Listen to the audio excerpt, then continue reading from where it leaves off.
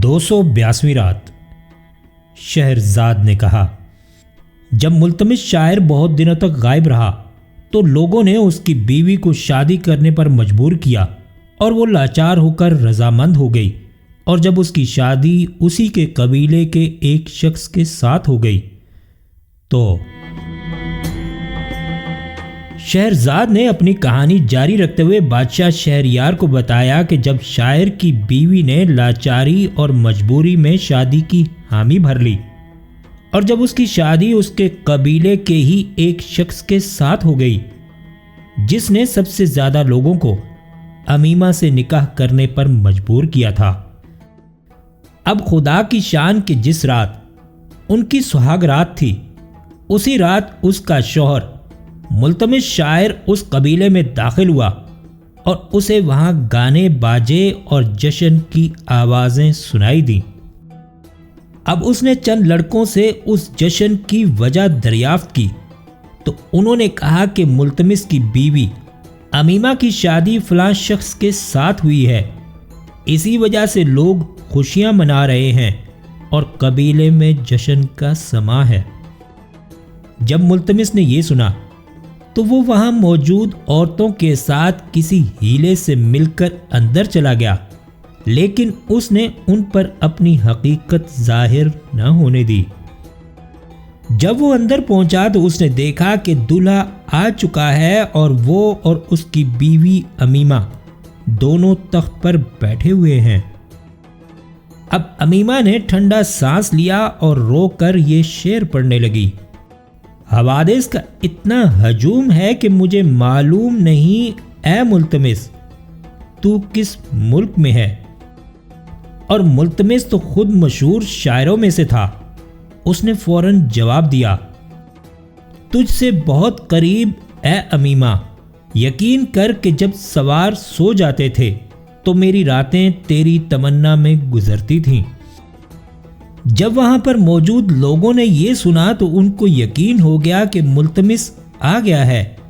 اور دولہا نے تو پھر وہاں ٹھہرنا ایسے سمجھا جیسے اس نے ملک الموت کو دیکھ لیا ہو، اور اس نے وہاں سے نکل جانے کو ہی غنیمت سمجھا،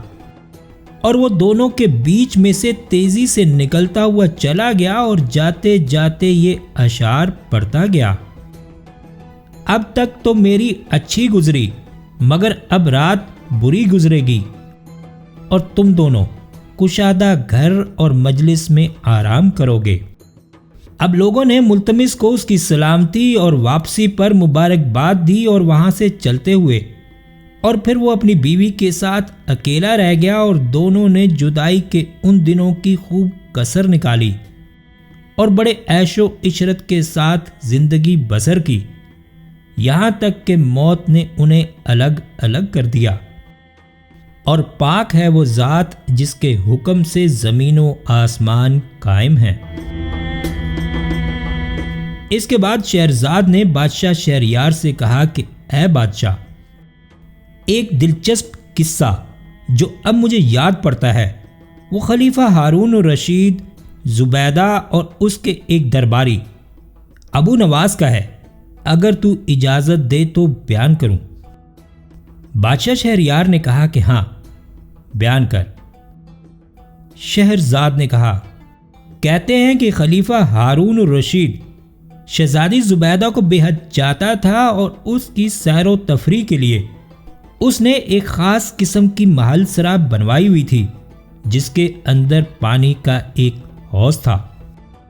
حوض کے ارد گرد جھاڑیاں تھیں اور اس میں ہر طرف سے پانی آتا تھا۔ جھاڑیاں اتنی گھنی تھیں کہ اگر کوئی اس حوض میں نہاتا تو ان کی شاخیں بطور آڑ یا دیوار کا کام کرتی تھیں، اور نہانے والے کو باہر سے کوئی دیکھ نہ سکتا تھا۔ اب ایک روز ایسا اتفاق ہوا کہ شہزادی زبیدہ اس محل سرا میں سیر کرنے آئی، اور سیر کرتے کرتے اس حوض کے پاس پہنچی اور اس حوض کی خوبصورتی کا تماشا دیکھنے لگی۔ اس کی رونق اور درختوں کا اس پر جھرمٹ اسے بہت بھایا۔ اس دن گرمی زیادہ تھی اور اسے جب گرمی کی شدت محسوس ہوئی تو اس نے نہانے کا ارادہ کیا اور اپنے کپڑے اتار کر حوض میں اتر گئی اور پانی کے اندر جا بیٹھی اور نہانے لگی۔ وہ حوض اتنا گہرا نہ تھا کہ انسان اس میں کھڑا ہو کر پانی سے چھپ جائے یا اس میں ڈوب جائے، اس لیے زبیدہ ایک چاندی کے لوٹے میں پانی بھر بھر کر اپنے بدن پر ڈالنے لگی۔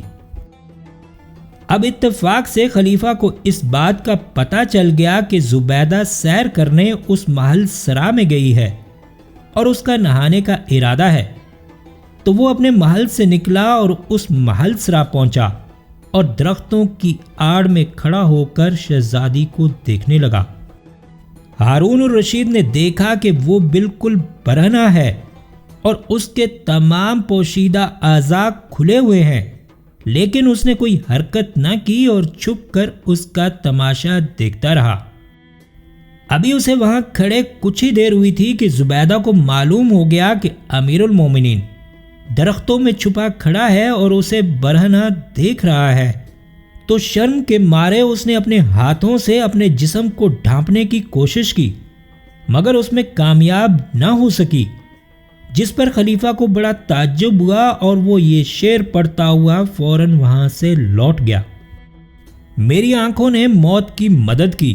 اور میری محبت جوش مارنے لگی۔ آگے اس کی سمجھ میں نہ آیا کہ کیا کہے، اس لیے جب وہ وہاں سے اپنے دربار پہنچا تو اس نے ابو نواس کو بلوایا۔ جب ابو نواس حاضر ہوا تو خلیفہ نے کہا کہ ایک نظم کہہ جس کا پہلا شعر یہ ہو: میری آنکھوں نے موت کی مدد کی اور میری محبت جوش مارنے لگی۔ جب ابو نواس نے خلیفہ کے منہ سے یہ شعر سنا تو فی البدی یہ اشعار کہے: میری آنکھوں نے موت کی مدد کی اور میری محبت جوش مارنے لگی۔ ایک غزال صفت نے مجھے بیری کے درخت کے نیچے گرفتار کر لیا۔ وہ ایک چاندی کے لوٹے سے اپنے اوپر پانی ڈالتی جاتی تھی۔ جب اس نے مجھے دیکھا تو اس چیز کو چھپا لیا، لیکن وہ دونوں ہاتھوں کے درمیان سے دکھائی دیتی تھی۔ کاش میں اس کے اوپر ایک دو گھڑی رہتا۔ یہ سن کر امیر المومنین مسکرایا اور اسے انعام دیا۔ اب شہرزاد کو صبح ہوتی دکھائی دی اور اس نے یہ کہانی بند کر دی۔